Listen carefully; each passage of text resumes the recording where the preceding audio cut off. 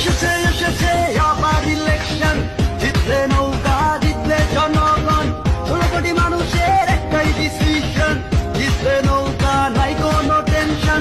এসেছে এসেছে আবার ইলেকশন, জিতলে নৌকা জিতলে জনগণ, 16 কোটি মানুষের একটাই ডিসিশন, জিতলে নৌকা নাই কোনো টেনশন।